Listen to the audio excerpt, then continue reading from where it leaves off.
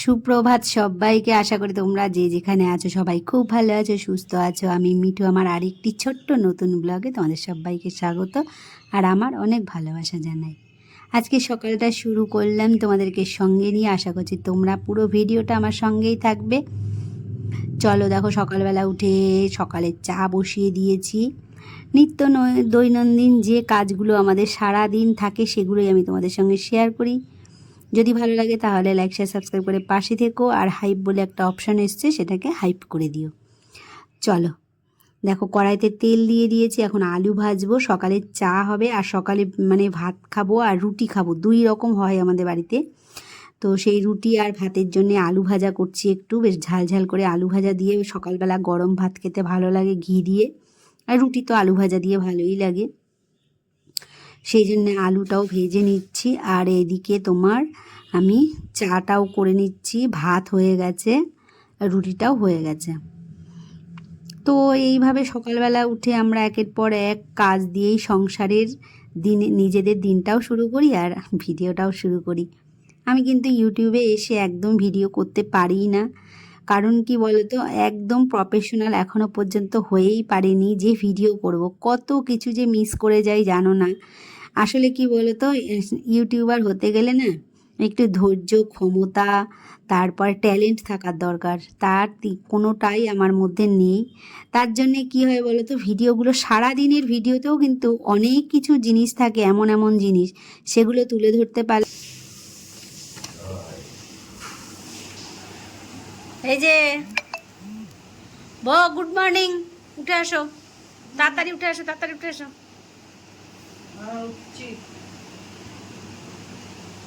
উঠে আসো তাড়াতাড়ি। ভালোই কিন্তু সবার মন মন পাওয়া যায়, পপুলারিটি হয়, কিন্তু সেগুলো আমরা করি না, একদমই করি না। কারণ কি বলতো, কারণ আমাদের সেই মনটাই এখনো পর্যন্ত তৈরি হয়নি। ইউটিউবে এসছি, ভিডিও দিচ্ছি, এটা সত্যি কথা, কিন্তু সেই মনটাই এখনো পর্যন্ত তৈরি হয়নি। তো আমরা কি ব্লগ বানাবো বলো? একদম আমাদের মানে ইউটিউবে এসে ব্লগ বানানো একদমই উচিত হয়নি। আর এই ইউটিউবে এসে ব্লগ বানাতে গিয়ে কিছু তো করতে পারছি না, আর উপরন্তু কি হচ্ছে বলো তো, আমার অনেক ক্ষতি হয়ে যাচ্ছে জানো তো। এখানে আমি 2-3 বার কিন্তু আমরা কথাটা বলেছি, কিন্তু আমরা বলতে আমি কিন্তু সবাইকে বোঝাতে যাচ্ছি না, আমি অবশ্য আমার নিজের কথাই বলছি। তো আমি নিজেই মানে নিজেই নিজের কাছে স্যাটিসফাই না, তো তোমাদের সঙ্গে আর কি বলবো বলো। তো যাই হোক, আমি যেটুকখানি পারি, আমাদের যেটুকখানি সম্ভব হয়, আমি যেটুকখানি পারার চেষ্টা করি, তো সেটুকখানি তোমাদের সঙ্গে তুলে ধরি। তো তোমাদের কেমন লাগে অবশ্যই কিন্তু কমেন্টে জানিও।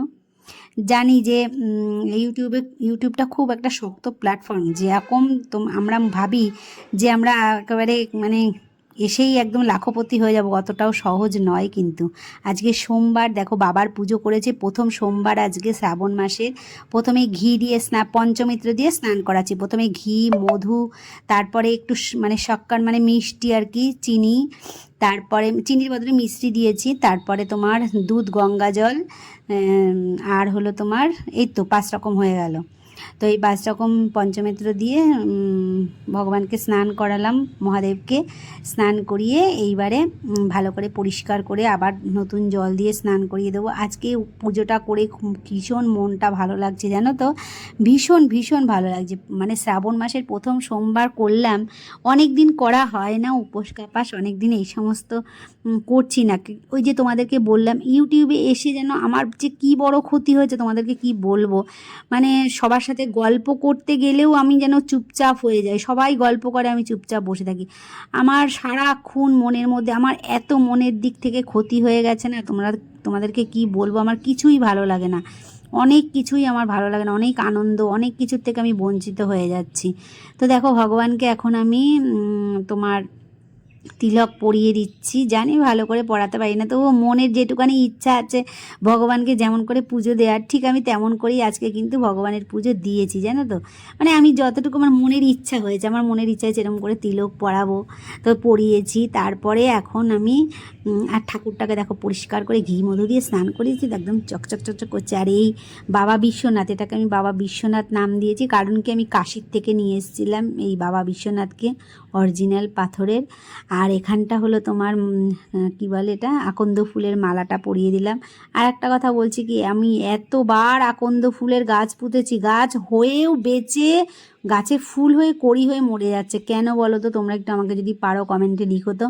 তারপরে এখানে দুব্ব দিলাম, কটা আতপ চাল দিলাম, দিয়ে তারপরে এখানে ফুল বেলপাতা বাবার মাথায় দিলাম। বাবাকে একটু সুন্দর করে আজকে সাজাবো, দেখো তো কেমন লাগে না, খুব ভালো লাগবে বাবাকে সাজালে।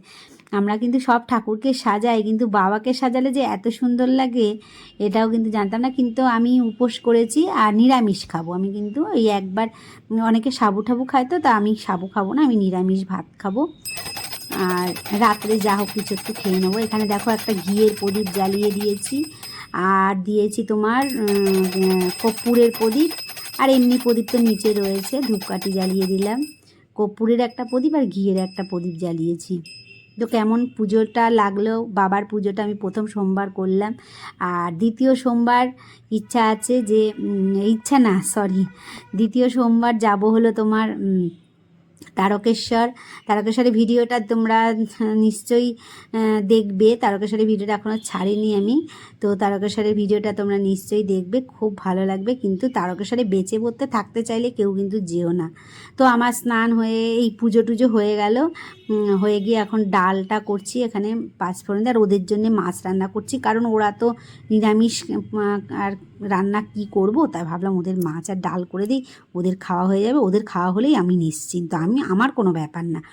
তো যেটা বলছিলাম, তারকেশ্বরে গেছিলাম আমি, তো ভিডিওগুলো অনেক দিন পর পর ছাড়ছি। আমার আসলে ওই যে বললাম না, ভিডিও ছাড়ার আমার কোনো ন্যাকটাই আর কি নষ্ট হয়ে যাচ্ছে আস্তে আস্তে।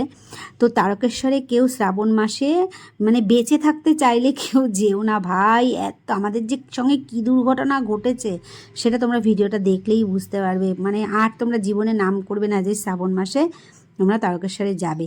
তো এখন বিকেলবেলা একটু শুয়েছিলাম, তারপরে আজকে মনটা একটু ভালো আছে, পুজো টুজো করেছি তো বেশ ভালো লাগছে।